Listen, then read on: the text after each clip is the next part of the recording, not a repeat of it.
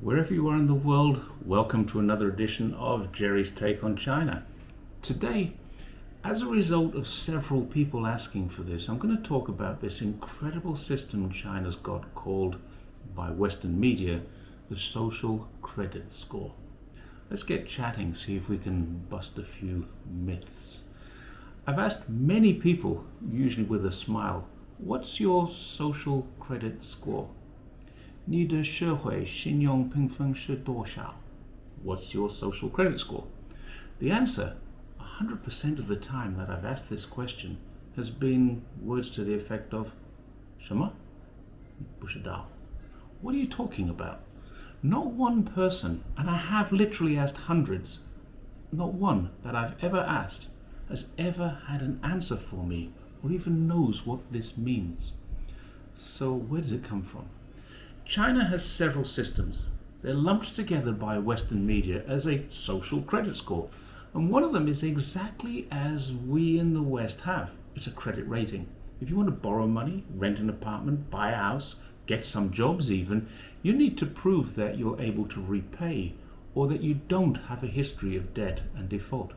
That system exists in China too. Nothing wrong with that. Another is an app for parents of primary middle school kids called Shui Shi Qianguo, which literally means learning to strengthen the country. I know a little bit about this one because I helped, as a volunteer, to promote this app for my own city by making a video encouraging people to use it. So the app is partially about what kids do in school, and it helps educate parents so that they can have meaningful discussions with their kids and with their kids' teachers. They can interact on this about what's happening in their school life. And this is particularly useful in China because many kids live in school Monday to Friday or Monday to Saturday. Of course, like all things related to education, it's positive about China. Some foreign readers or viewers without any sense of irony would call that propaganda because it updates parents and students on the good things this country is doing for them. In the West, we'd probably call that a party political broadcast. In China, they just call it news. In Western media, it's propaganda. We, who are critical readers and viewers, can see it for really what it is. It's an information stream, not much more. Parents get points for the amount of time they put into this.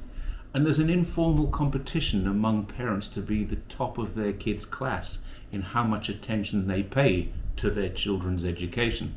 As far as I know, there are no rewards for these points, but there are definitely no punishments for not achieving them either. I guess most parents feel a little bad, get guilty if they don't go online, because the class teacher does interact with them there, and they get to know what's going on. Guilt trip, perhaps, that's all. Another one that I know of, again, because I'm a volunteer in a local charity, is an app where people can volunteer to help the community.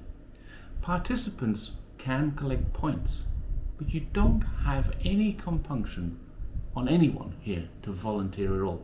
There's no punishment for not being part of this, but there are rewards offered by the city.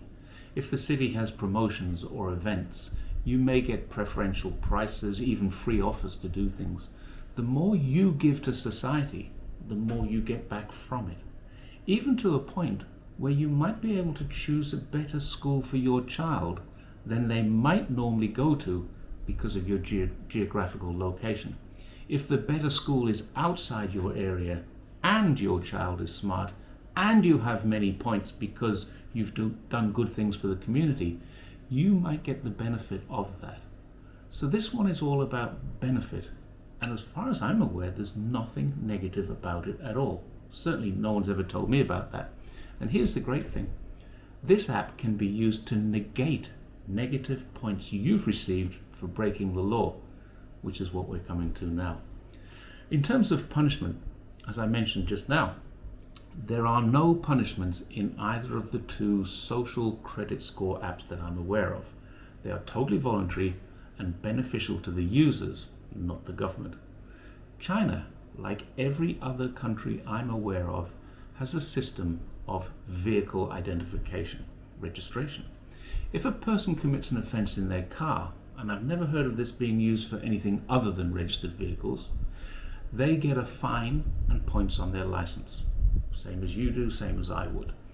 Phones are also registered to people here too. You actually can't buy a SIM card without an ID. So when a car gets a penalty, the phone, the card, and the ID are all linked together. So the driver gets a text message, or the owner gets a text message of how much the fine will be, when and where to pay it. If they're not driving, they send a message into the system with the name of the driver, and that penalty is transferred to them. Now, I do know people who abuse this system. When they're near the point of losing their license, they make an arrangement with someone who has no points or less points, and they'll pay them to take the penalty. Usually it's their wife, family member, or maybe a good friend. As far as I know, that isn't any kind of a business, it's just personal.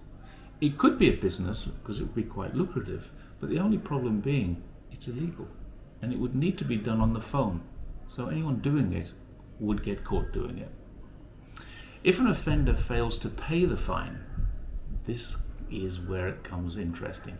They can be blacklisted. The dreaded word that the Western media claims is a huge problem for Chinese people.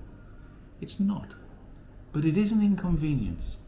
Remember, this is only when debts are overdue and outstanding, and we all use WeChat Wallet to access our bank accounts. So this could cause a real inconvenience. When you're overdue, you need to go to the place where the fine was issued, take the money, pay for it, and then your account is unlocked. That's not really so draconian. And the great thing about this is, there's not a person in China that I know of or heard of in prison because they didn't pay a debt. So I know which system I would prefer. One last item, and I approve of this. If you're on bail awaiting trial, if you have a large court case outstanding related to a debt you owe, if you've been convicted of assault, damage, or other nuisance on a train, plane, or other public transport, you may be blocked from traveling on public transport for a period of time. For serious matters, this can be extended. It also applies to hotel accommodation too. Once again, we live on our phones. We book everything, we pay for everything. So it literally means unless you drive and stay in private residences, you can't go into another city in China. Nor can you leave China for that matter until this is resolved. And once resolved, all restrictions are lifted. Now, some in the West would say, get a new phone, but you can't. Your phone needs to be registered with your ID. So a way around this might be to get a family member to get a new phone.